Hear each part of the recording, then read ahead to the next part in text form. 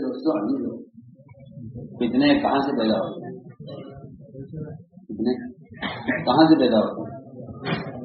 فتنے پیدا ہوتے ہیں زبان سے، پیدا ہوتے ہیں زبان سے۔ میرے جو لوگ بدکار ہوتے ہیں ان کے یہاں بدزبانی کی تعریف ہوتی ہے۔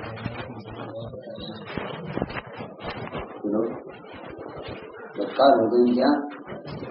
بدزبانی کی تعریف ہوتی ہے۔ تو جتنا بڑا بدزبان ہوتا ہے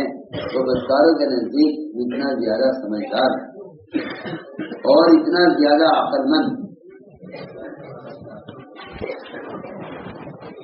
اللہ فرمایا خوب علی کا بس زبان کو تھام لو تو سارے فتنے ختم ہو۔ مجھے حیرت ان لوگوں پر ہے جو زبان کو استعمال غلط کرتے ہیں فتنوں کو ختم کرنے کے لیے۔ تو فتنہ ختم کرنے کے لیے حالانکہ اصل فتنے کے مسعر، اصل فتنے کے مسعر یہی لوگ فتنوں کو بھڑکانے والے۔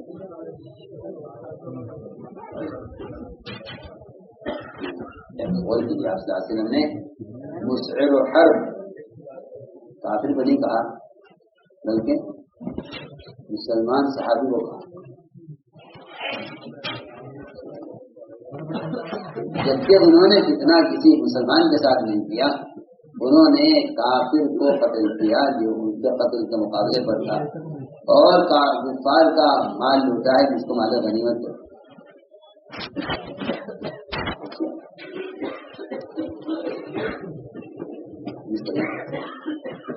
اس کو کہا ہم سے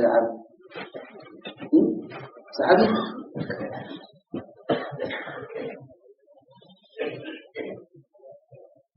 جیسے انہوں نے کافر کو قتل کیا، ان کا مان لیا، ان صحابی کو آپ نے مسعر حرب کہا۔ یہ لڑائی بتانے والا ہے،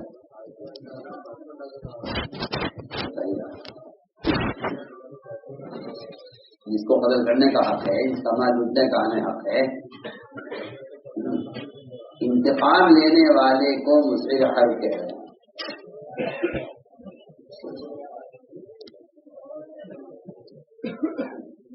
میں نے عرض کیا فتنے پیدا ہوتے ہیں، اگر ہم اسے قابو کر لیں تو میں کہتا ہوں سارے فتنے ختم ہو۔ لیکن حیرت کی بات یہ ہے کہ پہلے لوگوں میں، صحابہ میں اور ان کے بعد کے خلفاء اور ائمہ میں مزاج یہ تھا کہ جب ان کے پاس ان کے مخالف کی طرف سے کوئی بات نقل کی جاتی تھی تو وہ اس بات کو سخت ناراض ہوتے تھے، اس میں پسند نہیں کرتے۔ امام شافعی رحمۃ اللہ علیہ سے ایک صاحب نے آ کر ان کے مخالف کی طرف سے باتیں نقل کی اور ساری باتیں سچی سچی کہ جو آپ کو یہ کہتا ہے، وہ آپ کو یہ کہتا ہے، وہ آپ کو یہ کہتا ہے، سچ سنی سن کر فرمایا اگر تم سچ بول رہے ہو تو تم جوہرخور ہو، نمام ہو، اور نمام جنت میں، اور اگر تم جھوٹے ہو تو فاسق ہو، فاسق جنت میں۔ بجائے اس کے اس کو خرید کرتے، اس کو کوئی ہدیہ بھی دیتے اور اس کو اس بات کا آمادہ کرتے کہ آئندہ بھی اس طرح کی خبروں کی نہیں سنی۔ کیا بات؟ جو لوگ اپنے خلاف سننا دوستوں سے پسند کرتے ہیں وہ خود فساد میں چلے۔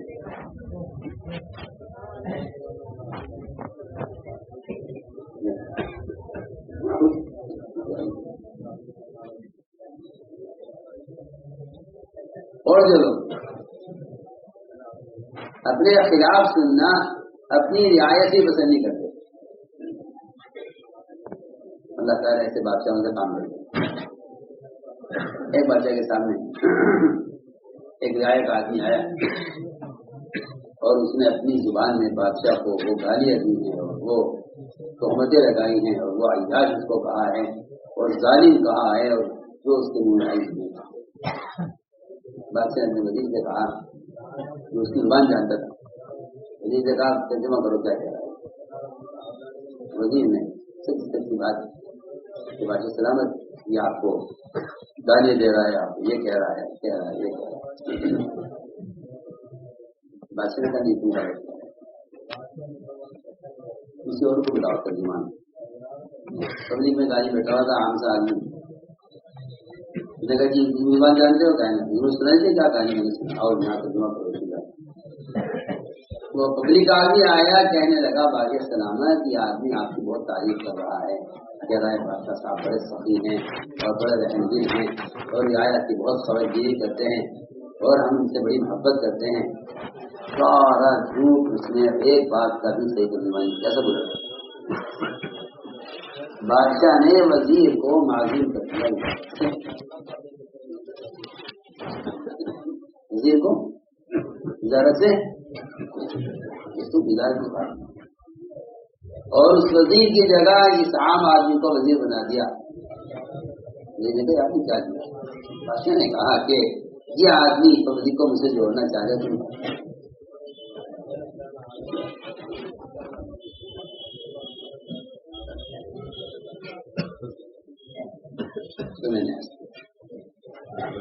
یہ تھا خلفاء راشدین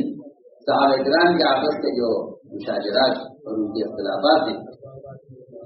ان میں بھی یہ بات بہت پائی جاتی ہے کہ وہ اپنے خلاف اپنے مقابل سے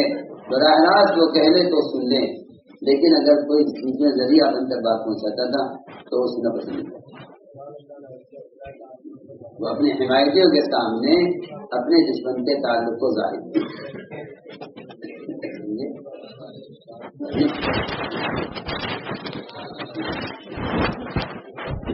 اپنے حمایتیوں کے سامنے اپنے دشمن سے تعلق کو ظاہر یہ بات بہت ضروری ہے. اپنے حمایتی کے سامنے اپنے دشمن کے تعلق کو ظاہر ہمارا یہ سجا اس طرح, مگر اگر آ کر ہم سے ان کی شکایت کرے گا تو ہم اس کی جان کو آئیں گے. تو ہوتا ہے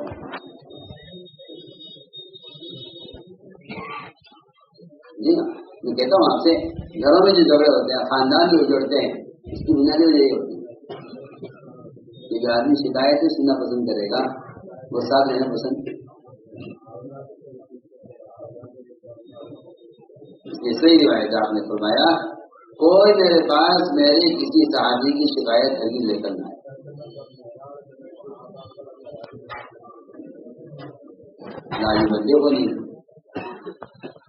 لا يبلغني من اصحابي عن احد شيئا ان احب ان اخرج اليكم وانا سليم الصدر. ہمارا کہ تو میرے پاس میری سبھی شکایت ہے, میں چاہتا ہوں تمہارے سامنے لکھ لوں تو میرا سیزن صاف, لیکن میں عرض کرنا چاہتا ہوں کہ عمرا کا قرب حاصل کرنے اور ان کی نظر معتمد کرنے کے لیے اس زمانے میں لوگوں نے یہ راستہ بنایا ہے کہ کوئی بات اگر ان کے مطابق سنو تو جا کر بتا دینا تنہائی میں تو تم قریب ہو جاؤ گے اور معتمد ہو جاؤ گے. حالانکہ اللہ تعالیٰ ایسے لوگوں کی بے اعتمادی عمرا کے دلوں میں پیدا کر دیتے ہیں کیونکہ ان کا مقصد اس سے دوسرے کو ہٹانا اور اپنے آپ کو آگے بڑھانا.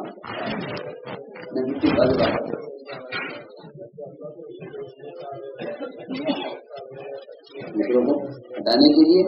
اور اپنے آپ یہ اس بدنیتی کی وجہ سے اللہ رب العزت ان کے دلوں میں نفرت پیدا کر دیتے ہیں. ان کی طرف سے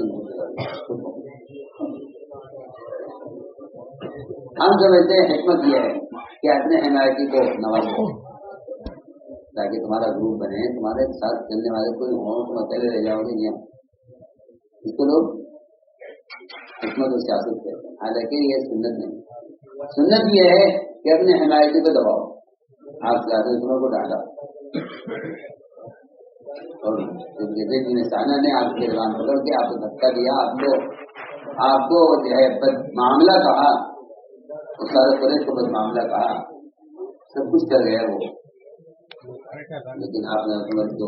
چیز کا احسان مانا ہو یا ان کو شاباشی دی ہو یا ان سے کہا بھائی عمر تمہیں مجھ سے محبت ہے آؤ اپنی محبت کا اظہار کرو تو پھر آپ نے عمر کو تمہاری نہیں کرنا یہ تو نے کیا کیا کہ اس کو تلوار دکھلائی محمد نسان نبر تلوار نکالنی تو میں جاؤ اس کو لے کے جاؤ اس کو حق دو بھی ساتھ میں زیادہ دو اور اس پر احسان کرو اس سے اس لیے کہ تم نے اس کو تلوار سے پکڑ کے رکھ دی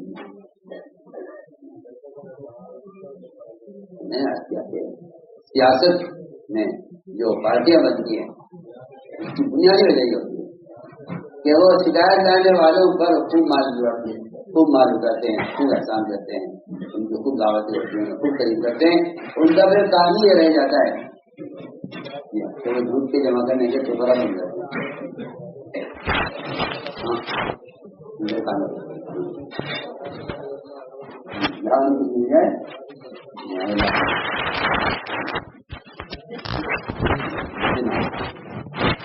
اپنے مخالف سے بھی اپنے مخالف کی طرف سے بات سننا پسند نہیں کرو اپنے کہتے ہیں تو ہر صحابہ میں یہ باقاعدہ عنوان قائم کیا ہے حفظ اللسان عند الامیر. ایک صاحب کہتے ہیں کہ میں ایک صاحب کی بہت صحیح شکایت اور بہت ضروری شکایت مولانا صاحب سے کرنا چاہیں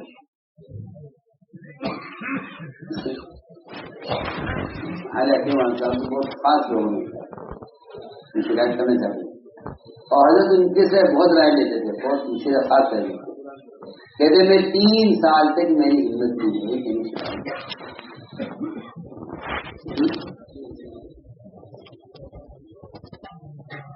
تین سال تک نہیں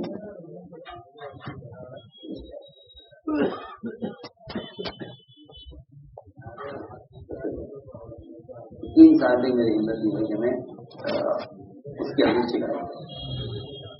3 سال کے بعد بہت تنگ آ گیا تو میں نے اس سے کہا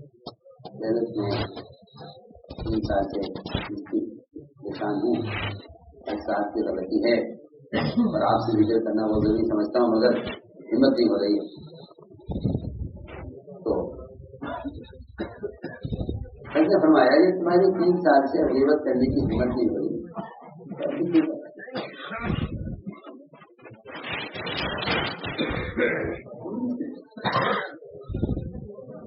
میں ارادہ ہی نکال دیا مجھے بات کرنی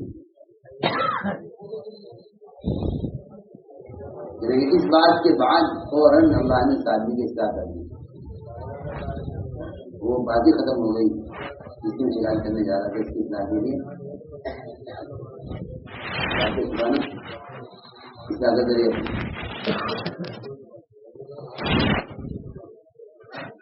دیکھو کیا بیان میں کیا کیا ہمیں جمع کیا جاتا ہے میں سمجھتا ہوں کہ ہمارے کام کرنے والے ایسا پڑھتے ہیں سارے مسئلوں کا حل موجود ہے اللہ کہتے ہیں میں آیا عبداللہ بن عمر بن خطاب کے پاس اور نے بتایا وہ عبد الرحمان ہم اپنے امیروں کے پاس اور اپنے عہدیداروں کے پاس جا کے بیٹھتے ہیں اور وہ لوگ بھی باتیں ہم سے کرتے ہیں ہم جانتے ہیں کہ یہ بات حق نہیں ہے غلط کہہ رہے ہیں لیکن ہم اس کی تصدیق کر دیتے ہیں کہ ہاں بھائی ہم صاحب کہنے کی تصدیق نہیں ہے مان لو اور وہ فیصلے کرتے ہیں ظلم کے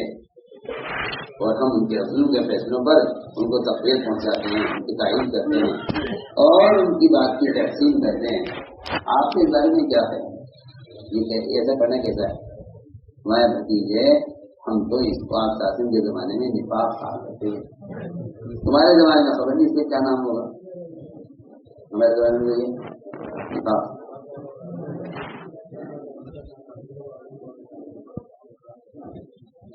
ایک روایت میں میرے وقات کہتے ہیں ایک آدمی تھا بکال آج بھی بکال ہوتے ہیں آج بھی بکال ہوتے ہیں لیکن لوگ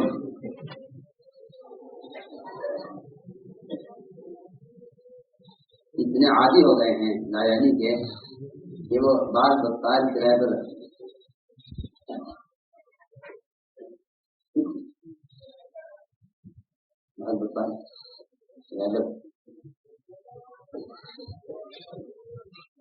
بطال کہتے ہیں بیکار آدمی جس کو کوئی کام نہیں، اسے کہتے ہیں کہ کچھ بہت سارے کام تو خبر سنایا کر، ہم تجھے کچھ دیتے رہیں گے تو خبر سنا کر۔ چنانچہ ایک بطال تھا، اس کا کام یہ تھا کہ وہ عمرہ اور بڑے لوگوں کے پاس جاتا تھا اور ان کے دل کی خبریں سنا کر ہنساتا تھا۔ تو میرے دادا نے اس سے کہا کہ اللہ تعالیٰ آ کر رحم کرے، فلان کیوں جاتا ہے تم عمرہ کے پاس اور کیوں ان کو سناتا ہے، جھوٹی باتیں سنا کے ان کو ہنساتا ہے؟ کیونکہ میں نے سنا جائے حاجت زری کو کہتے ہوئے جو اللہ کے رسول کے صحابی تھے کہ آپ نے فرمایا کہ جب کوئی بندہ کوئی زبان سے کوئی جملہ زبان سے نکالتا ہے اللہ کی رضا کا، حالانکہ اس کو اس کا کوئی گمان اور اندازہ بھی نہیں ہے کہ یہ بات کہاں تک پہنچے گی، یہاں تک کہ اللہ تعالیٰ اس سے قیامت تک کے لیے گرے راضی ہو جائے اس ایک جملے کی وجہ سے۔ اور بعد میں تو بندہ اپنی زبان کے ذریعے کلمہ نکالتا ہے اور اللہ کی ناراضگی کا، اور اسے گمان نہیں ہوتا کہ یہ بات کہاں تک پہنچ جائے گی، یہاں تک کہ اللہ تعالیٰ اس سے قیامت تک کے لیے ناراض ہو جاتا ہے۔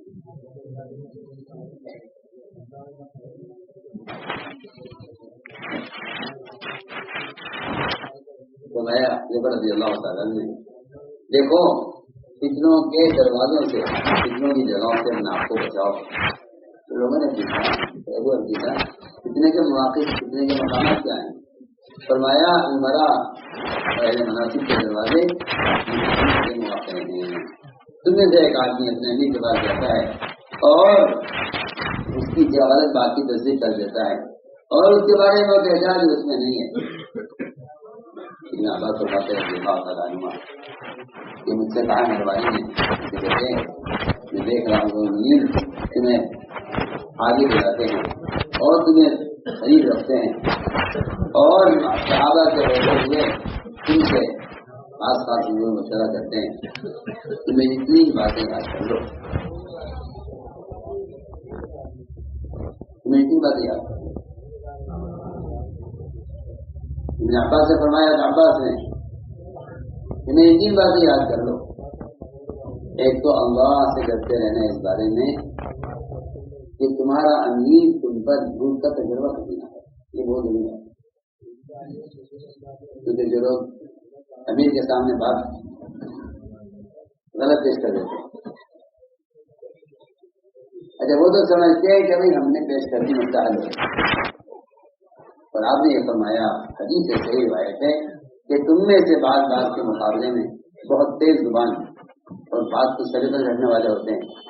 اور میں تمہاری بات کو سن کر تمہاری بات کے مطابق میں فیصلہ کر دوں تو تم یہ مت سمجھنا کہ تمہارے حق میں فیصلہ ہو گیا، بلکہ یہ سمجھنا کہ میں تمہیں جہنم کا ٹکڑا کاٹ کر دے رہا ہوں۔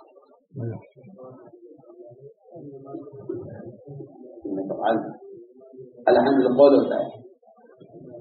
کیا ہوتا ہے؟ الحمد القول کا لفظ ہے، سننے کے بعد بات کے مقابلے الحمد القول ہوتا ہے، اپنی بات کو اس طریقے سے ایسا رکھتا ہے کہ تمہاری کہنے کے مطابق فیصلہ ہو گیا، تو وہ خوش نہ ہو کہ میرے بولنے پر میرے حق میں فیصلہ ہو گیا ہے، وہ سمجھ لے کہ اگر اس نے غلط بات کو غلط کر کے رکھا ہے اور بات غلط روپ سے رکھی ہے تو وہ یہ سمجھ لے کہ میں اس کے لیے جہنم کا ٹکڑا کاٹ کر دے رہا ہوں۔ یہ فرمایا عباس نے کہ تین باتیں یاد کر لو، ایک کی باتیں کرتے رہے نا کہ تم پر امیر کبھی جھوٹ کا تجربہ، دوسری بات یہ ہے کہ اپنے امیر کا راز کسی پر کبھی کھولنا، کسی کیا وجہ، اس کی کیا وجہ ہے جو میں کہتا ہوں، اس کی وجہ یہ ہے کہ اگر عاملہ امیر کی کسی بات کھول لیتا ہے تو وہ اپنا اعتماد کھو دیتا ہے،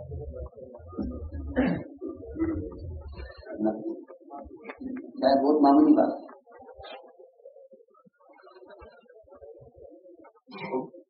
آپ نے غالب بن انس کو کسی کام کی نہیں بھیجا، کچھ کام کی نہیں چلے گئے، گھر جیسے پہنچے، والے نے پوچھا کہاں تھے، جیسے کیوں آئے، کیا آپ سے کسی کام سے گیا تھا، تو کیا کام تھا کہ نہیں میں تو اللہ کے نبی کا راستہ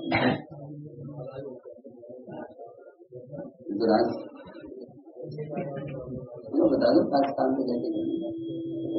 ارے ماں پوچھ رہی ہے، ماں پوچھ رہی ہے کتنا ڈرتے تھے صحابہ، اللہ اکبر، میں کہتا ہوں کہ آپ صلی اللہ علیہ وسلم کا حملہ اتنا مخلص تھا، اتنا سچا تھا. ابو لبابہ کی قوم نے پوچھ لیا کہ ہمارے حق میں کیا فیصلہ ہوا، انہوں نے زبان سے کچھ کہا نہیں کہ راستہ ہو جائے گا، انہوں نے بس اشارہ کر دیا، اور وہ بھی قوم کی رعایت میں محبت میں قوم سے ہماری قوم سے سوال کر رہی ہے بتانا پڑے گا. انہوں نے اشارہ کر دیا گردن کی، وہ اشارہ کرنے کے بعد پھر جو ان کو ندامت ہوئی ہے بلاک کھول دیا ہے، اتنے پریشان ہوئے کہ انہوں نے اپنے آپ کو مسجد کے ستون سے باندھ دیا. میں کہتا ہوں کبھی بھی سوچتا ہوں کہ صحابہ کی جتنی بھی غلطیاں ہوں، کسی غلطی کا صحابہ کی کسی بھی غلطی کا کوئی اثر باقی نہیں ہے سوائے سوانے روح.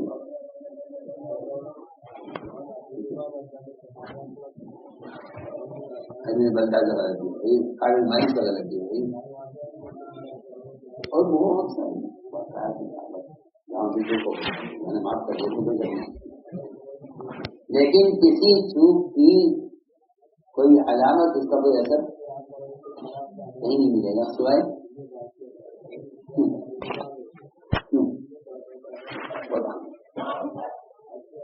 وہ اس لیے تاکہ ہمیشہ اس ستون کو دیکھ کر اتباع کرنے والے ہمیشہ ستون کو دیکھ کر اس کو دیں کہ اگر امیر طلاق پاس کیا اشارے سے بھی تو اس کے لیے توبہ کی مشکل ہے.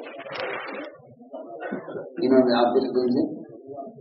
باندھ دیا تھا کہ جب تک اللہ کی طرف میں یہ توبہ نہیں کرے گی میں ستون سے بنا رہوں گا. ان کی دل آتی تھی اور ان کو کھول دیا کرتے تھے فرض نماز کے لیے صرف، اور یہ فرض نماز پڑھا کر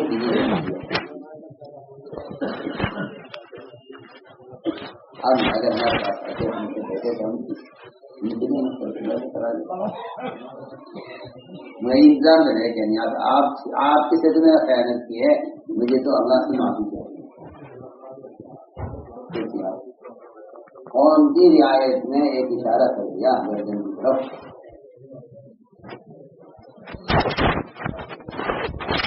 تو یہ ہیں باتیں پرانوں کے سمجھنے کی. فرمایا عباس سے ایک امیر تم پر کبھی جھوٹے دھوکہ نہ کرے، اور ایک اس کا جو ہے راز کسی پر کبھی ظاہر نہ کرنا. اور تیسری بات بڑی اہم ہے کہ ان کے پاس بیٹھ کر کبھی کسی کی غیبت نہ کرنا. یہ ہے سب سے بڑی بنیادی بات. یہ وہاں بیٹھ کر غیبتیں ہوتی ہیں. تو میں نے کہا عامر کہتے ہیں میں نے کہا ابن عباس سے کہ یہ تو ایسی نصیحتیں ہیں کہ ہر نصیحت 1000 کے برابر ہے. 1000 نصیحتوں کے برابر ہے. میں نے کہا ارے نہیں، ان میں سے ہر ایک نصیحت جو ہے وہ 10,000 نصیحتوں سے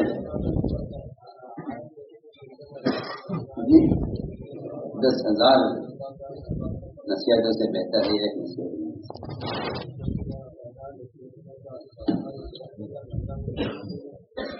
اللهم صل على سيدنا مولانا محمد وعلى آل سيدنا مولانا محمد كما صليت على إبراهيم وعلى آل إبراهيم إنك حميد مجيد. ربنا ظلمنا أنفسنا وإن لم تغفر لنا وترحمنا لنكونن من الخاسرين. اللهم إنا نستغفرك ونتوب إليك اللهم إنا نستغفرك ونتوب إليك اللهم إنا نستغفرك ونتوب إليك ربنا آتنا في الدنيا حسنة وفي الآخرة حسنة وقنا عذاب النار سبحان ربك رب العزة عما يصفون وسلام على المرسلين.